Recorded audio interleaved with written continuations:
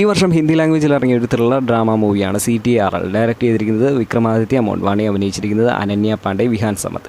ഇത് CU സോണൊക്കെ പോലെ experimental മൂഡിൽ പോകുന്ന മൊത്തം സ്ക്രീനുകൾ യൂസ് ചെയ്ത് കഥ പറയുന്ന ഒരു സ്റ്റൈലാണ് ഇതിന് യൂസ് ചെയ്തിരിക്കുന്നത്. 99% ഇങ്ങനെ സ്ക്രീനുകളിലൂടെ തന്നെയാണ് കഥ പറയുന്നത്. അവസാനത്തെ കുറച്ച് ഭാഗങ്ങൾ മാത്രമേ അതല്ലാതെ വരുന്നുള്ളൂ. സിനിമയുടെ പ്ലോട്ട് എന്ന് പറയുന്നത് നായികയും നായികയുടെ കാമുകനും ഇവർ രണ്ടുപേരും സോഷ്യൽ മീഡിയ ഇൻഫ്ലുവൻസേഴ്സാണ്.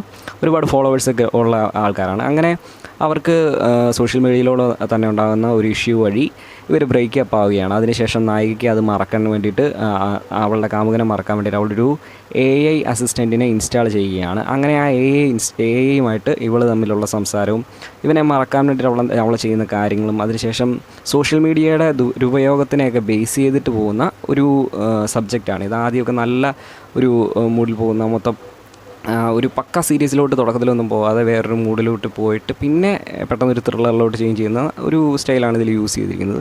ക്ലൈമാക്സ് ഏരിയ ഒഴിച്ച് കഴിഞ്ഞാൽ നല്ലൊരു സിനിമയായിട്ടാണ് എനിക്ക് ക്ലൈമാക്സ് എനിക്ക് അത്രയ്ക്ക് ഇഷ്ടപ്പെട്ടില്ല. പക്ഷേ ബാക്കിയുള്ള ഭാഗങ്ങളെല്ലാം നോക്കി നല്ലൊരു കിടിലൻ ത്രില്ലർ തന്നെയായിരുന്നു. ഇങ്ങനത്തെ സിനിമകളൊക്കെ എക്സ്പെരിമെൻ്റൽ മൂവീസൊക്കെ കാണാൻ താല്പര്യമുള്ളവർക്ക് ഉറപ്പായിട്ടും കണ്ടു നോക്കാം. കണ്ടവരുണ്ടെങ്കിൽ ഒന്ന് കമൻറ്റ് ചെയ്യാം.